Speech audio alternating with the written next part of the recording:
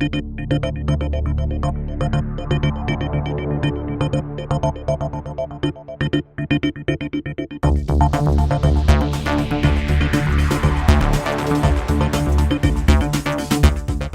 Veronese, com você, 15 minutos. Obrigado. Na verdade, já agora, boa tarde. Eu queria agradecer muito ao convite da professora Cristiana Freitas para estar aqui junto com o meu amigo Marcos Urupá. E foi muito bom, na verdade, iniciar essa fala. Posteriormente, ao professor Silvaldo, também queria louvar a presença do Sérgio Calderato, que veio para assistir essa nossa mesa de debate. E porque, na verdade, o professor Silvaldo já fez já adiantou o meu serviço, né? O que eu estou escrevendo e pensando aqui é um problema tipicamente brasileiro. E é por isso que ele tem, acho que uma coisa interessante, a gente falou isso ontem, o Murilo Ramos chama de cipó regulatório, né? Mas eu acho que é impossível a gente falar de regulação da internet no Brasil, e eu acho que esse é o nosso drama contemporaneamente, em comparação ao que ocorre nos Estados Unidos, né? O debate de neutralidade de rede, ele evidentemente demonstra isso, a literatura, o Christopher Yu, o Yu-Ching Wu, eles mostram isso. O debate internacional é um debate, como bem colocou o professor Silvaldo, como a gente vai fazer uma regulação razoavelmente conforme entre conteúdo e infraestrutura. Esse é o dilema. O dilema central do debate de internet é que a gente consiga compatibilizar uma discussão entre infraestrutura de telecomunicações, que é evidentemente necessário a gente discutir regulação de telecomunicações quando a gente quer discutir internet, né, com um debate de direitos, direito à comunicação, liberdade de expressão, privacidade, etc., que se relacionam num primeiro momento, né, mais próxima, né, de uma forma mais próxima ao conteúdo. Não obstante, é claro que eles estão relacionados com o debate de infraestrutura. A gente pode dizer, essa loucura que a gente vive no Brasil, e esse é um problema das nossas políticas públicas, né, é de que essas políticas públicas elas são desintegradas. Elas são feitas de forma absolutamente separada, em compartimentos estanques. Existe algum motivo político para isso, eu deixo para os colegas da comunicação que estudam economia política, né, de telecomunicações, para diagnosticar isso, por que ocorre essa tradição no Brasil. Né, eu tenho as minhas especulações, mas vocês são especialistas nessa área. Na verdade, a gente tem um debate que separa o debate da infraestrutura do debate de conteúdo. E isso eu acho que é o grande problema, e eu acho que a gente tem que resolver isso. Se a gente não resolver esse problema e conseguir, né, adicionar ou melhorar essa discussão regulatória, integrando as políticas, e para que a gente possa, digamos assim, né, ter uma postura em relação a isso, a gente tem que ter a clareza que esse problema é realmente um problema. E que isso não é meramente uma característica, uma besteirinha. Né? Dentro da universidade, inclusive, eu louvo muito o professor Marciório, né, que eu acho que ele, o Murilo Ramos, enfim, que eu acho que eles foram, né, pessoas que viram isso bem lá atrás, né, porque eles começaram a fazer, pelo menos dentro da Universidade de Brasília, diferente de outras instituições, um debate mais forte entre colegas do direito, colegas de engenharia, colegas da comunicação, para fazer um centro de políticas públicas de comunicação que trouxesse essa dimensão geral, ou seja, né, dissesse que, na verdade, o debate sobre regulação ele tem que passar por isso, pela comunicação, né, pelo debate do que a gente chama de telecomunicações no Brasil, que exclui comunicação social, de jornais e de internet. Eu só vou dar logo uma, sem fala sobre isso. Por exemplo, jornais. A gente tem hoje um problema de regulação de conteúdo. A Almadinha da Associação Nacional de Jornais contra o El País, a BBC e outros jornais que publicam conteúdo em português. Na nossa lei, o jornal tem que ter propriedade, não é isso, nacional. E eles dizem assim, bem, esse jornal, na verdade, funciona. É um jornal, assim, mas é um site gratuito. Sim. Até que ponto ele é um publisher, ele é um site gratuito e tem que ser bloqueável ou não bloqueável no Brasil, porque ele violaria a Constituição e a determinação que lá está de que as empresas jornalísticas brasileiras têm que ser de propriedade brasileira. Então, a BBC, sim, numa lógica da Associação Nacional de Jornais, né, da NJ, a BBC, né, não poderia publicar conteúdo em português. Né, ela só poderia publicar em inglês, não sei o quê, mesmo que ela falasse do Brasil, mas ela não poderia falar do Brasil, né, em português. Então, assim, e, obviamente, empregar brasileiros, não sei, assim, isso é um problema. Tá? Isso é um problema. E mostra como, na verdade, a gente está lidando, por exemplo, da regulação de internet, de jornais, isso tudo de comportamentos estanques. A gente tem que pensar essa regulação. Um outro grande amigo meu está atuando, né, trouxe a China Today para o Brasil. Foi uma das pessoas. Assim, hoje, o governo chinês, não se iludam, é óbvio que a China Today é do governo chinês, existe uma revista mundial do governo chinês que tem o seu semanário brasileiro, que 80% do conteúdo é chinês, 20% é. É claro que, se você olhar lá nos documentos estatutários, tem uns donos brasileiros. Mas, assim, no fundo, é o governo chinês. Assim, essa discussão está ligada à liberdade de informação também. Uma coisa é regular isso num plano nacional, outra coisa é regular isso num plano internacional e, eventualmente, até em planos locais.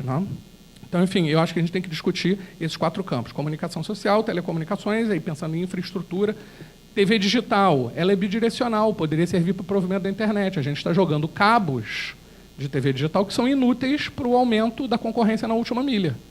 Que, diga-se de passagem, tanto para o Tim Wu quanto para o Christopher Yu, é o ponto central para, na verdade, melhorar o problema de internet no mundo. É o único ponto de convergência que os caras têm, é de que, na verdade, aumentar a concorrência na última milha seria algo bom. É o único. E, assim, a gente, na verdade, tinha uma oportunidade de utilizar a TV digital para isso, e, assim, na nossa separação, a gente jogou essa oportunidade fora.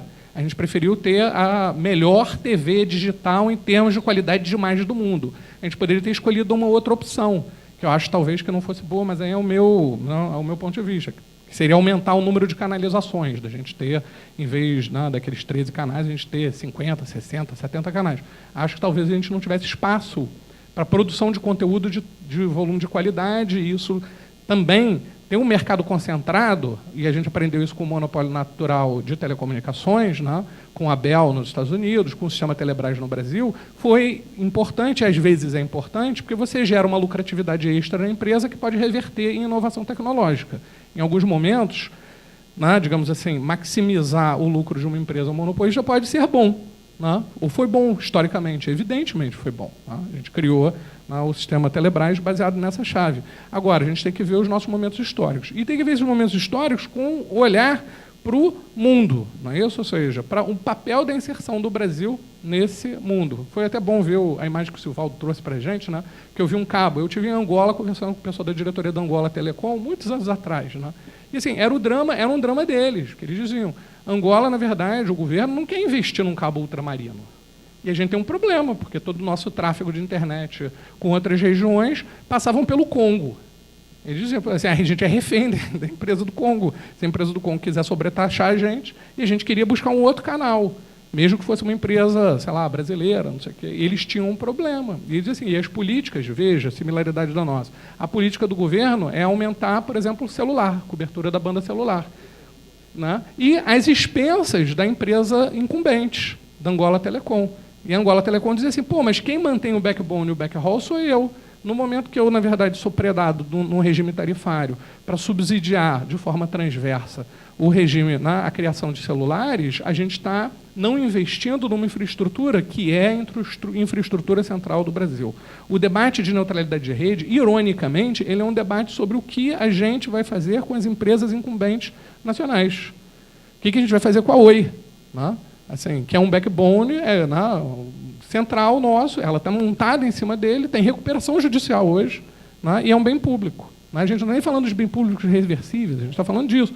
A gente está falando assim, a gente vai criar outra para ampliar isso, a gente vai recuperar ela, a gente vai, na verdade, retomar essa concessão e dar para um outro concessionário, deve ser estatizado, tem N políticas possíveis. Ela tem que ser subsidiada.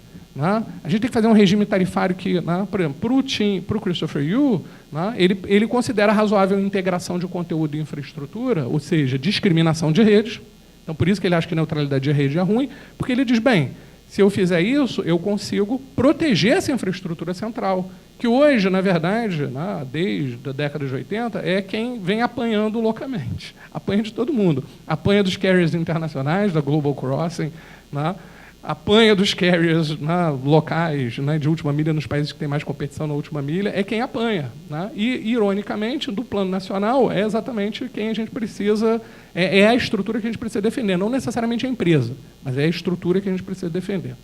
E aí, o que eu acho que falta no debate do Tim Wu e do Christopher Yu, e que a gente tem uma coisa boa para discutir. A gente tem uma tradição de fomento à tecnologia no Brasil, diferentemente de tudo que ocorre na América Latina.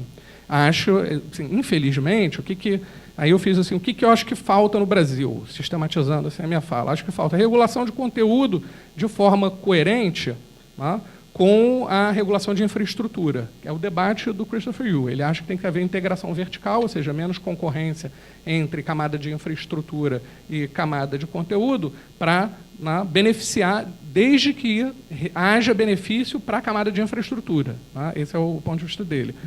Eu acho que a nossa discussão não é nem tanto essa, porque a gente está num passo mais atrás ainda. A gente está num passo de desintegração das nossas políticas, pelo menos de estrutura, vide a estrutura de comunicação social com a estrutura de telecomunicações e de internet. Acho que a gente tem que juntar essa discussão e discutir infraestrutura de telecomunicações de uma forma mais integrada. Não dá mais para a gente ficar mantendo isso. Né? Ou seja, alocar espaço de radiofrequência para uma rádio que não vai funcionar, e coisas que a gente tem loucas aí no país, enfim, que é desperdiçar recursos escassos. Né? Então, assim, acho que se a gente não faz, o que aconteceu com a regulação? Porque, assim, é irônico, a gente tem um conceito equivocado de regulação no Brasil. A regulação ela vai ocorrer de qualquer forma, é um conceito social amplo. Né? Vai haver regulação social, vai haver regulação judiciária, como estava falando o colega lá na primeira mesa. Né? Ele está falando de lei de acesso à informação, mas assim, vale também para conteúdo em telecomunicações. Não se iludam, o judiciário brasileiro está regulando conteúdo. O judiciário aí vai continuar regulando conteúdo, não é isso? Ou seja, se não houver uma discussão clara, ela vai ser uma regulação que a gente chama de ex post, não vai ter regulação ex ante, a gente não vai ter parâmetros. Né?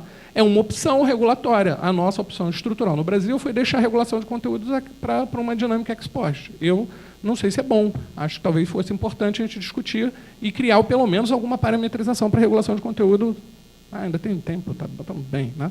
Para uma regulação ex ante. O outro é a gente ter um uso de fomento estratégico para estimular opções claras em direção ao desenvolvimento da infraestrutura. Né?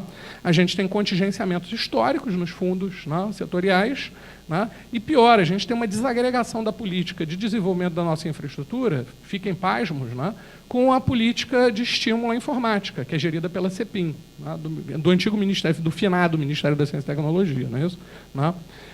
Junto com o MIDIC. Né? Ou seja, a gente tem que integrar isso. E assim, é muito dinheiro. Assim, as renúncias fiscais relacionadas à indústria de informática são importantes, é uma política importante, mantém o que a gente ainda tem no Brasil, né?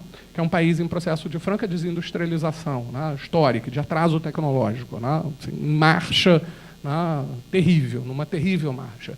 É o que a gente ainda consegue manter indústria de informática nesse país. Né? Então, assim, mas tem que estrategicamente tentar agregar essas políticas de fomento, do Funtel, tá?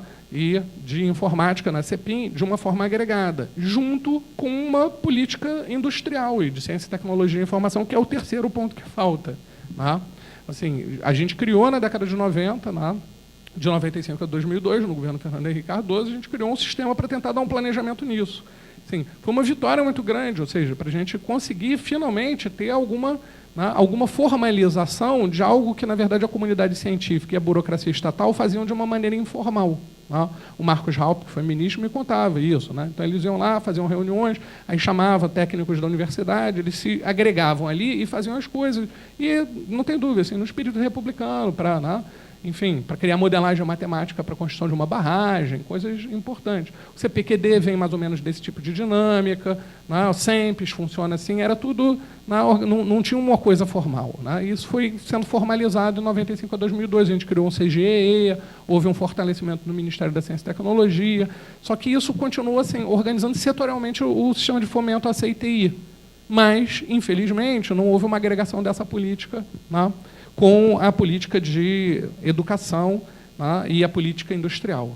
Por quê? Porque o nosso desafio, para assim, concluir, o nosso desafio, né, do Brasil hoje, né, é dar resposta a algo que está, né, colocado no debate internacional. Na verdade, novamente, o Silvaldo colocou lá no finalzinho, que é a regulação algorítmica, não é isso? Ou seja, a nossa vida é gerida por algoritmos, que está se radicalizando.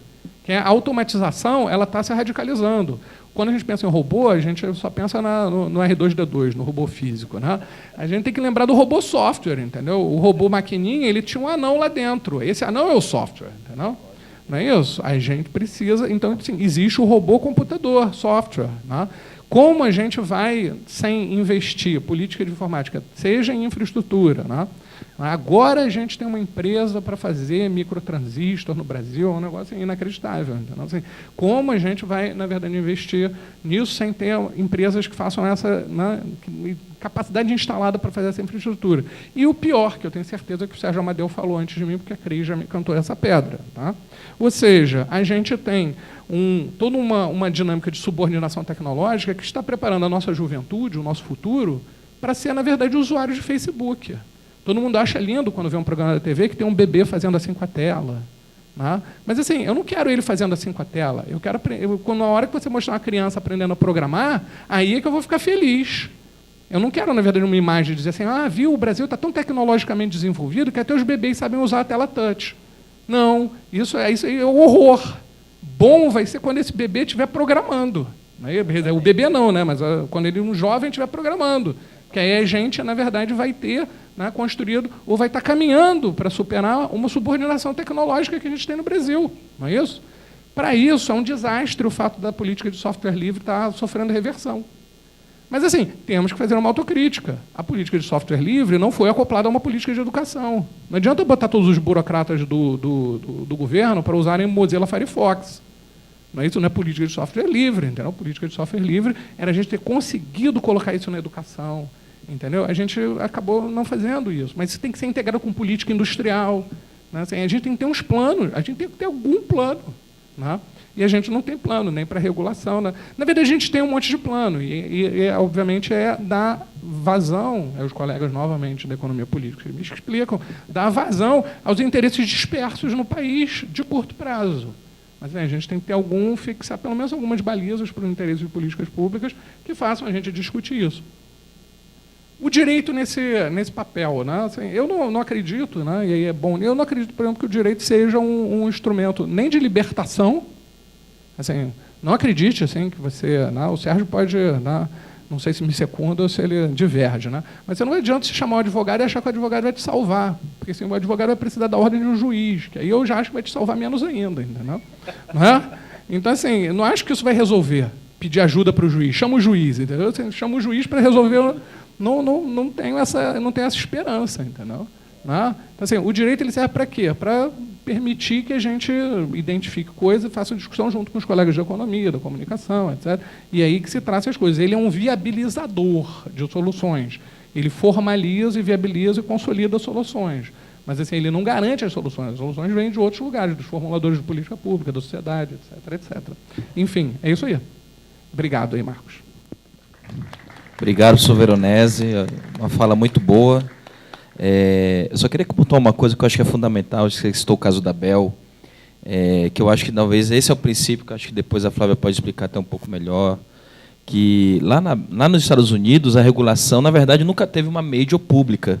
A Bell era privada, originária da Western Telegraph, mas ela se subordinou a oferecer as premissas de um serviço público para se tornar monopolista. Ela chegou e disse, tudo bem, Estado, você quer me regular? No resumo, eu aceito as condições de serviço público e princípios que vocês me querem. Agora eu quero dominar o mercado. Então, talvez... Aí é um debate do regime público ou privado, mas o fato é que há um princípio em jogo hoje. Há um princípio em jogo hoje. Lá atrás, no começo do século passado, essa empresa se subordinou a esses princípios públicos de observar o telefone na época como serviço essencial, que é o debate que a gente está fazendo hoje com a internet. Tudo bem, pode ser até uma empresa privada que opere, mas que respeite os princípios primordiais do que a internet se tornou essencial para a sociedade. Eu acho que é um dado interessante esse caso da Bell, porque ele coloca, dentro do debate que a gente tem feito no Brasil, de regime público, privado, telecomunicações, internet, radiodifusão, que, na verdade, talvez você possa até não ter o regime público no seu serviço, mas você tem princípios garantidos de serviço público sendo executados. Isso hoje é um exercício um pouco mais difícil, porque as empresas não querem se submeter, por isso que é uma queda de braço, que eu acho que a Flávia vai poder explicar, e eu passo a palavra aqui para ela, Flávia.